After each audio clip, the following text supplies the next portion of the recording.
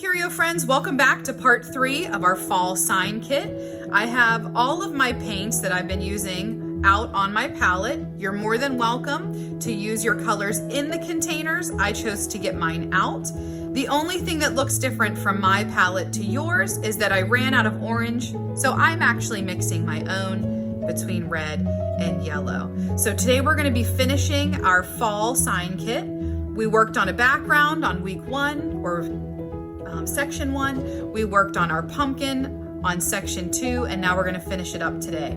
The first thing I'm starting with is making my pumpkin a little bit brighter. I felt like some of my background was still able to be saw through my pumpkin, and I also felt like I could see a little bit of my canvas through the pumpkin too. So I'm giving my canvas a second layer, and I'm actually being a little bit more choppy with my shading, which is something that you can absolutely do. It doesn't have to be perfectly smooth shading all the time, and that's just kind of a more painterly quality about it. You could go back in with your brown. I'm not.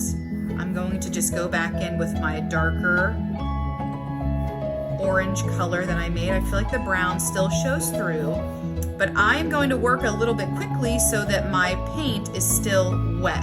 So I have this orange color everywhere that it's darker orange.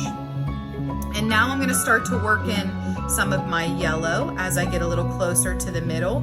And towards the end of the second video, I also talked about how instead of adding yellow, you could add this antique white color to it also. And that kind of made it just a little bit more of a whitish-y yellow instead of just bright yellow. And you could even do something where you take a little white, take a little yellow, and do both and mix that in between. And like I said, there's times where you can let these kind of striations in these areas show through. It doesn't have to always be a perfectly smooth blending process. It can be a little choppy at times because remember, it's not a photograph. So it's okay to have it be a little choppy and painterly. If you run into an issue where you're like, oh, I think I added a little too much white, you could always go back in and add a little bit more yellow if you wanted to be more yellow in color. You could even go back in, and if it's not orangey enough for you, you accidentally added too much white or too much yellow, you can go back in and put that orange back in. And you can blend that back to make it the color orange that you want your pumpkin to be. There are so many different pumpkins in the patch. Every one of them is different and beautiful. We even have some of those gorgeous white pumpkins that are an option to choose from too, which are really neat. But I'm just going to add this yellow in. I'm butting it right up against the orange that I already added. Just like I said, so that my paint isn't, I just felt like it was kind of thin looking, and I wanted it to cover nicer. Sometimes you just have colors that are like that. Sometimes yellows are very difficult to cover with. Purples sometimes can need a couple layers. Sometimes it's the brand of paint too. Obviously higher, better qualities of paint have a better coverage to them. And it's totally up to you. I could continue to add this and make this more orange. If I didn't like that it was so yellowy, I could just bring in more orange. If I like it that yellowy, I could keep it. If for some reason you feel like you want to bring a little bit more brown into it again, maybe you feel like you want your orange to be the tiniest bit darker, you could dip into your brown. This whole time I have not washed my brush, but you could dip into your brown a little bit and you could blend in some of that brown. You want to make sure you're doing all of your blending while your paint is wet. Because if you don't do it while your paint's wet, then you just kind of end up with these thick areas of color. If you do it while your paint's wet, then you're able to take the paint that's on your brush and you can blend it from being kind of darker to getting lighter, because you're doing it while the paint is still wet. This could be like a rabbit hole for you. Some of you could be stuck on shading your pumpkin for hours and hours and hours, because you can add a little bit of this color, add a little bit more, add a little bit of this color, take a little bit of this color away. So it really can start to be something that you just kind of continually keep working on, and you don't even realize that hours have passed and you're still working on shading your pumpkin. One thing I like to do, obviously I can't do it right now, but one thing that I like to do is always step back from my pictures, because odds are people coming over to your house when you hang this up, and different artwork that you look at, you're not looking at it this close all the time. So you can definitely take your picture and step back from it and see what it looks like when you're standing 4 or 5 feet away from it. It might surprise you that it looks way better than you thought, just because you chose to step back a little bit from it, and you can actually see that it doesn't have to be as perfect as you think it does for it to still read as a pumpkin.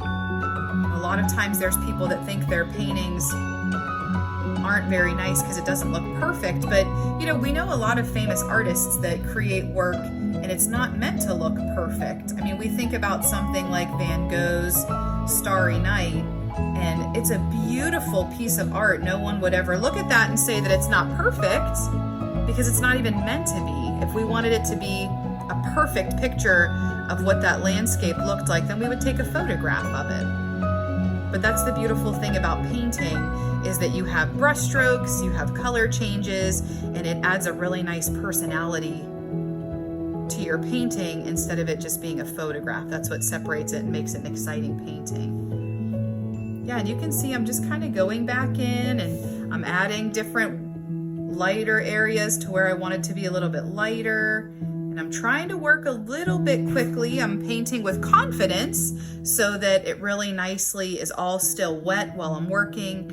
and gets finished all at once.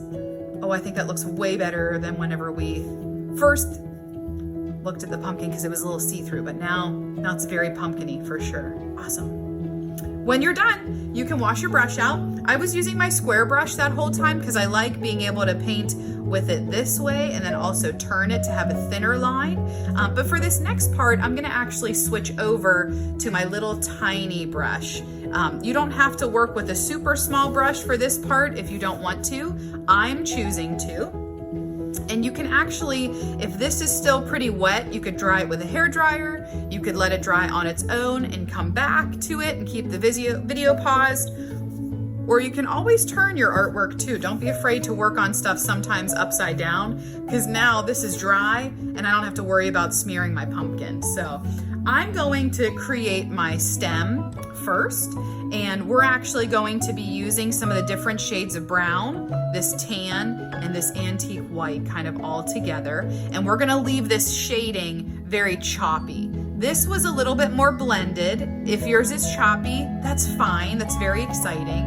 But we're gonna leave this pretty choppy so that it looks like gnarled wood, so that it looks rough, because if you've ever picked up a pumpkin, you know that that vine is a little bit more textured, so we want to try to add that texture to it. Some people want to do this part green. That's totally fine if you want to. I'm going to use the green for some different like vining and some different kind of flowers coming off of it. So I'm going to make sure this part is with my browns so that when I do use green, it really nicely stands out. So the first thing I'm going to do is I'm actually going to take my darkest brown, and I'm going to put my dark brown kind of close to the edge.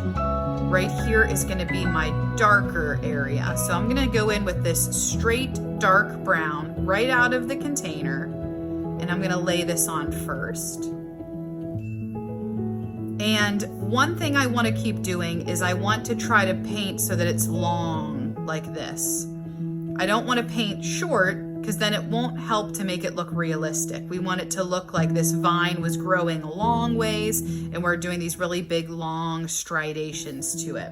So as I continue working, what I'm gonna do is I'm gonna work in between the dark brown, the lighter brown, and my white to create more of a choppy look.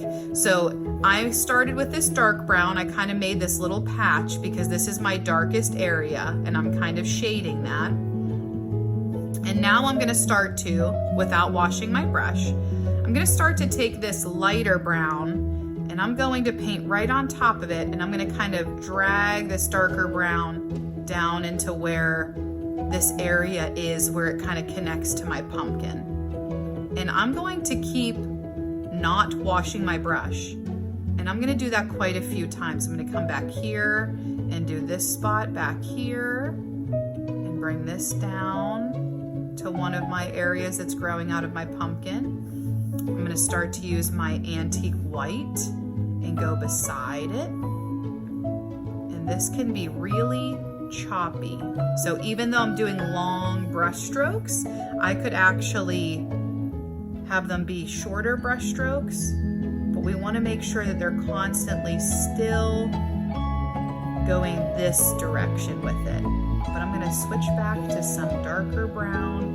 We're almost making this look like it would be a tree material, like bark. It's rough, it has texture. I'm going to keep using my lighter color over here, because normally, not always, but normally if we have like a darker shadow over here, normally there's a highlight or a lighter area on one part, because that's why a shadow is created.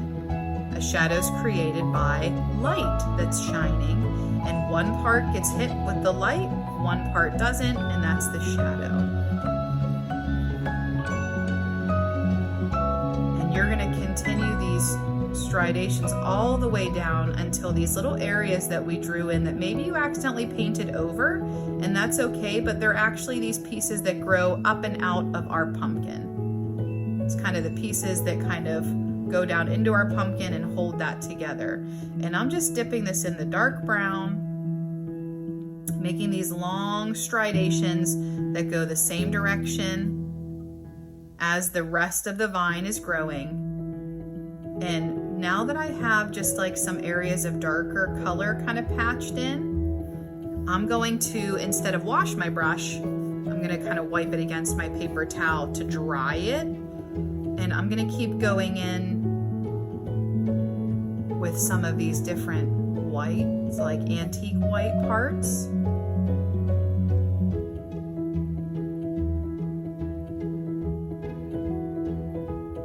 And I'm gonna go in with some of these lighter brown parts. And I'm just gonna keep it kind of choppy so that it looks like it has different areas to it, that has different thicknesses, different textures. If you want to, you could take a little bit of this brown and a tiny, tiny, tiny bit of black, and you can make yourself a darker color if you want. You can make yourself more of a dark brown. Black is obviously super dark, so it takes over really soon. I'm gonna try that again. I actually had some of that white in my brush and it made it like a little creamy looking still. So I'm gonna take some of that black. If you have too much black like this, it'll just totally take over. So I had too much black. Good thing I have a palette that I can mix colors on. Okay, that looks like a little bit of a darker brown. I'm gonna take some of this darker brown and I'm gonna put it right here at the edge of where my roots kind of go into my pumpkin. That's gonna help to give it a fake cast shadow. Like it's growing into the pumpkin. That's the darker area. And one thing to help make that darker is to make it look more realistic, not darker, but one thing to make it look more realistic is on the other side, I could add a little bit of a highlight to it. So if I made it darker over here, I could add a little bit more of a highlight on this side, just to help do the opposite so it looks a little bit more realistic.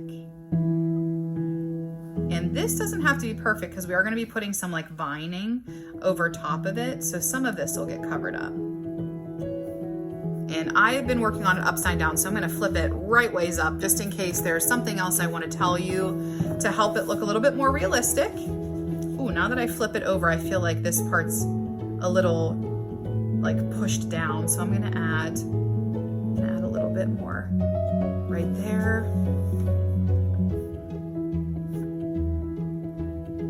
You can be done with this part whenever you feel like you like how your choppiness looks. Remember, you're just kind of wiping your brush off.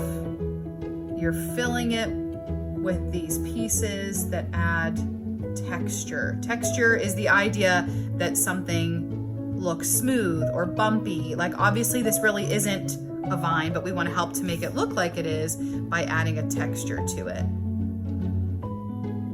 And you might have noticed that we didn't do the top yet.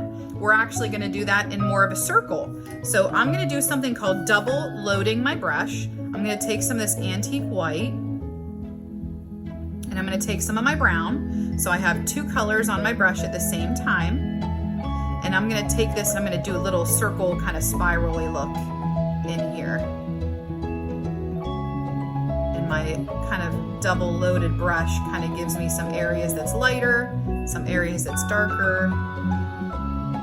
And if I want it to be still lighter or still darker, I could always go back in and add that. But this part's going to be rounded at the top to make it look like we're seeing the thickness of the vine.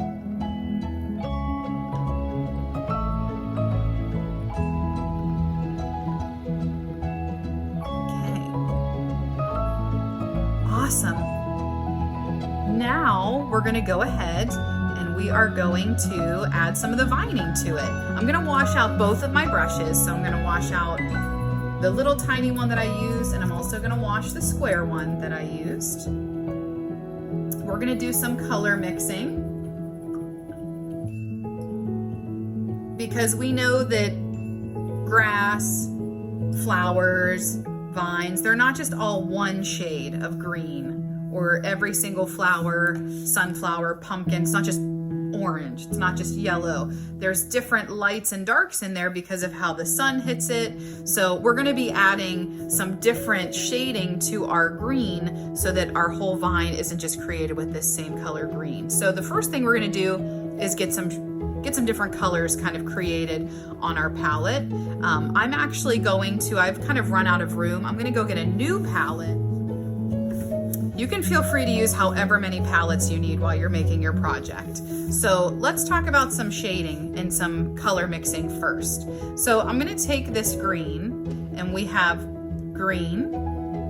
We're going to make a couple lighter greens and a couple darker greens. So one thing we could do to make our green darker is we could actually add some purple into it, or we could, not purple.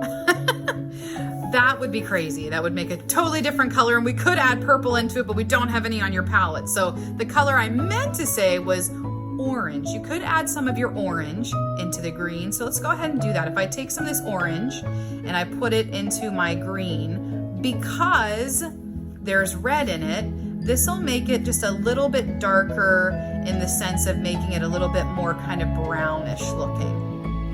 And when you're mixing, one thing you want to try not to do is mix so that it takes over your whole palette. You actually want to mix in a smaller area so that you're still making a color that you're able to use. The more orange, not purple, that I keep adding to it, the little bit darker it'll get. And I'm going to keep it right here. I think that looks good. I could also just take my straight up brown and I could add that to my green too. And because this brown is different than my orange, it'll make it look a little bit different. The more brown we add, the deeper and darker the green will be. So I'm going to make this a shade darker than what this is. I don't need them both to be the same color, but I would like them to be a little further apart from each other, a little different. I don't want it to be straight up brown either. So as we're continuing to color mix, we could take this and we could add black to it. We could add more brown if we wanted to, and it would get darker and darker still, but it's getting a little too dark for me. So that's where I'm gonna finish. I don't need to make that any darker. I'm gonna leave this green the way that it is. I'm gonna wash my brush because we were doing light colors next. And if we have a lot of that dark color in our brush, we won't really get a true, nice, bright green. So I'm gonna leave this so that I have a straight up regular green, and we could add a couple different colors to it. We could add this antique white color. Anytime you add something white, it's a lightener. So that's gonna make it kind of real electric looking. I could add regular white to it. I've brought some over because I'll need it a little bit later. And then I could also, if I wanted to, I could add in a little bit of this lighter brown. This brown already has some white in it. That's how it's made. So this will make this lighter, but in a different way than this is lighter. So that's different too. So I have some really different awesome colors in here that I'm gonna be using while I'm working on my vining. So let's get our picture back in here.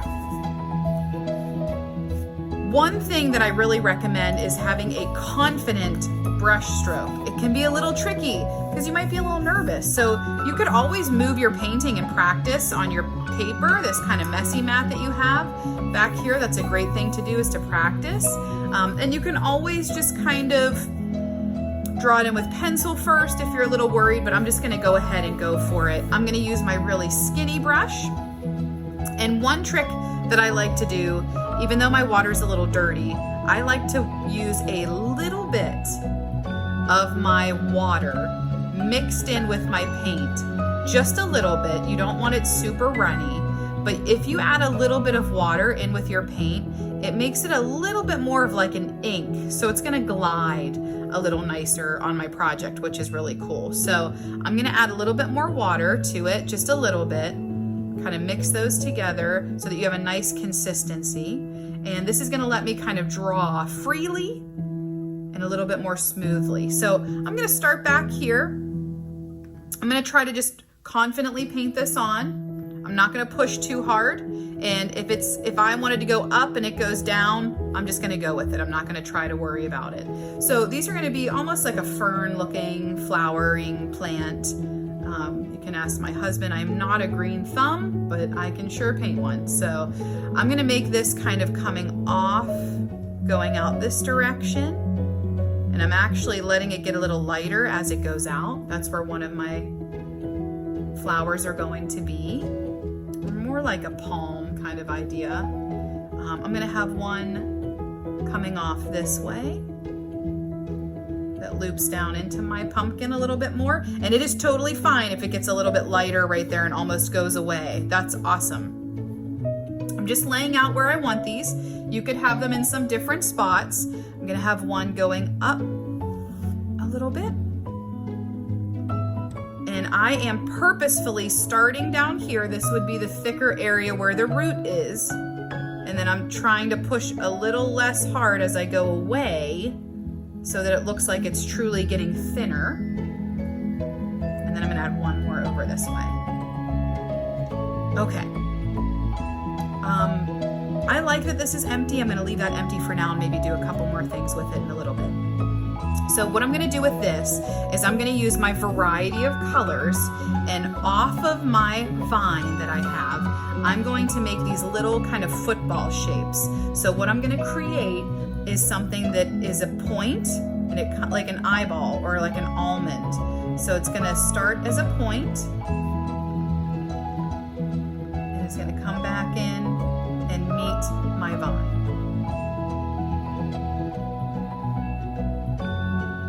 And the cool thing is that I'm not gonna stress out about it. I could even switch if I wanted to this square brush, because remember, if you hold your square brush like this, it makes a really fine point to it. So I might even want this to have more of a point, and I can use my square brush for that because it is pointed. And I'm actually just gonna go for it. I'm gonna use a lot of my different colors, and I'm gonna make these little football shapes that just kind of keep moving forward. And they are gonna kind of angle towards the front a little bit. So they're gonna be kind of angling this way. And I'm gonna make them similar in size, but I could even, if I want to, I could make them getting the tiniest bit smaller.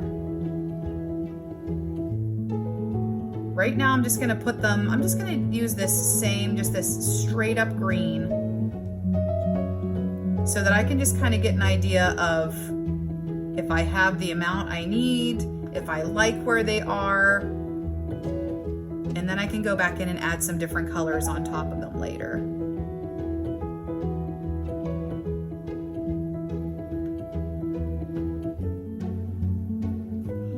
And I'm gonna do that on every vine, and they are on every one, they're gonna grow kind of up towards the tip of the vine. Oh, I just made a mistake right there. You want to make sure that you're going out and out like an I or a football. I accidentally did them the same direction. And then try, if you can, you want to be a little dainty, kind of a little thinner and longer. This one was like a little shorter and wider. Not that we don't like flowers and leaves that look like that, but it just looks a little bit more realistic if you can keep those a little thinner. And it is totally fine that it's not totally covered right now. We're gonna come back and revisit it. And this one's going off the edge of my canvas a little bit, totally fine. We're gonna go back in and rework some of those and add some darker colors to them. So that's why I'm just kind of like almost sketching with my brush. I'm just kind of sketching those in, and we'll come back and add more later. Absolutely feel free to turn your canvas. You can even go in with some different colors.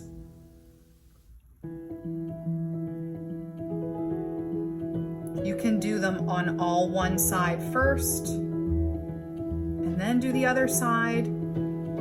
I would try not to draw them all in with a pencil.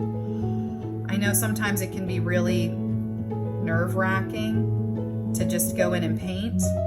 If you really feel like you have to draw them on, you can.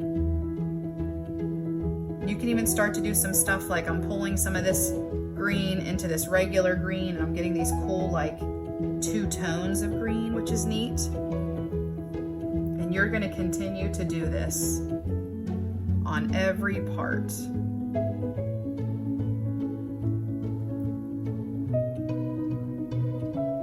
And this one I'm making a little bit bigger because I feel like he is a little taller.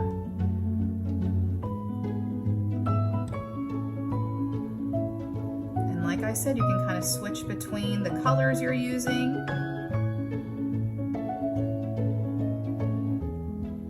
And I'm just still kind of sketching them in a little bit, just to make sure I like everything. And I'm just kind of like finding some relaxation in my pattern of doing the same thing over and over and over.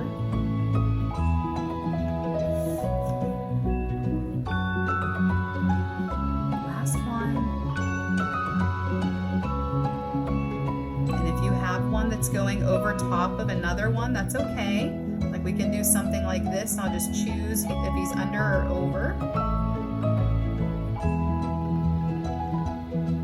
And I'm choosing to use my square brush. If you decide that you like the little round brush instead, that's fine.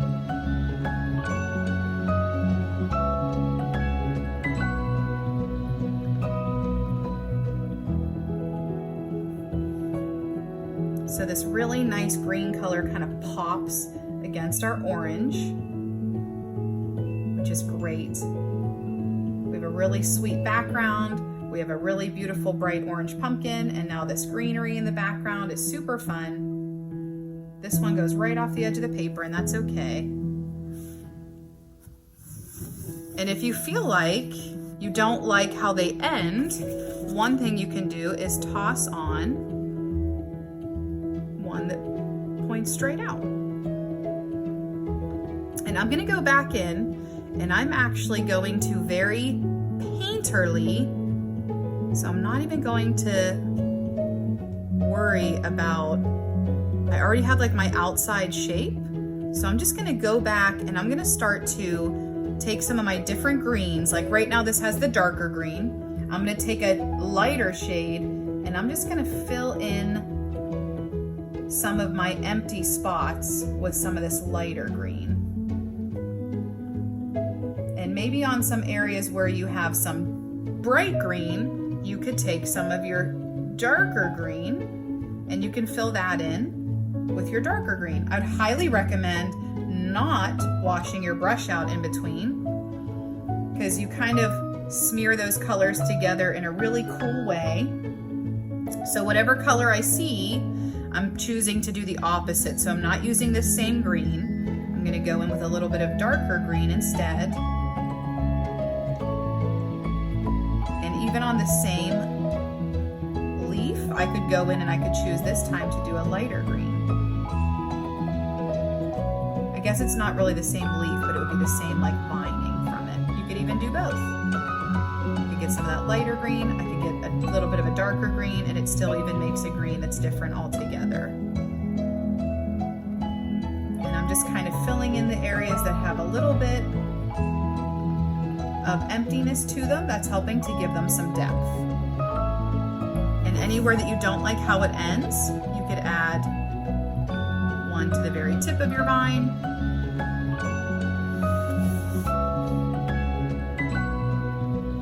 You can create a lot of different colors and a lot of different depth with this, and it can be very relaxed and fluid still. I don't want to say fast, but I mean, you have this really thin brush if you hold it correctly, and you can work in all of these little kind of shades of green without really spending a tremendous amount of time stressing about it, which is neat. I'm not going back in and touching up my original line that I did. I think it's okay that that kind of dissipates into the background.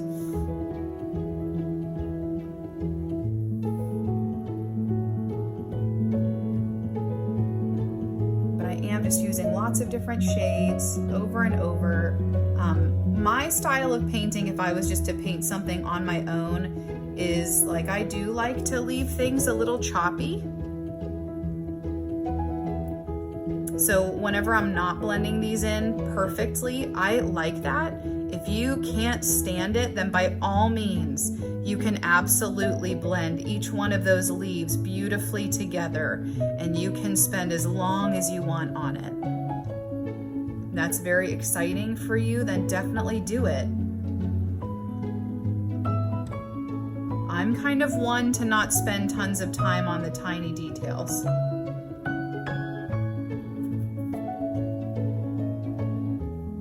I do like just using lots of those different colors. I'm even, I don't think I've washed my brush since we've started the green. And for those of you that want something a little bit more pure in color, if you don't like that I've mixed and kind of made all these different greens, then you can change those around and you can do something where every single one's the same and you've spent a lot of time creating that. Again, that's why you're always more than welcome to pause the video. I think they look pretty good. I'm going to finish up these couple up here. And I do want to be careful not to make some things too dark because I don't want it to blend in too much to my background. I also don't want to make it way too light and have it look cartoonish. So, I'm trying to find that balance in between, like making it look real. This is lighter, so I'm adding some darker. Kind of making sure that my leaves have just a beautiful variety of colors. I'm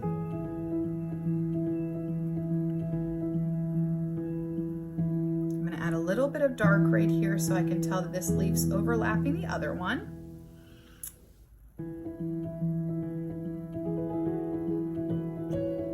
And I said that there were 3 parts to the video, but I actually think I'm gonna pause us off here, let this dry, and I'll give you 2 more options on how to finish up your picture, because to be completely honest, you could choose to have it finished now.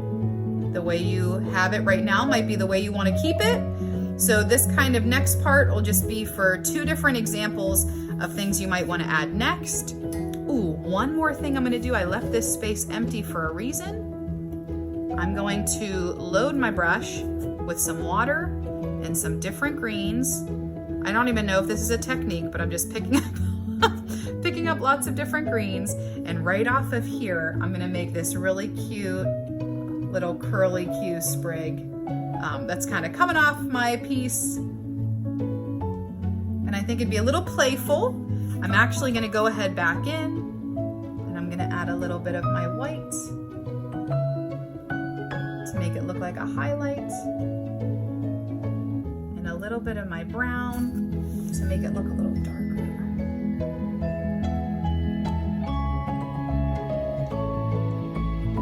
This is totally something you can choose to do or not. It's totally up to you, but I am gonna leave in this little fun curly Q.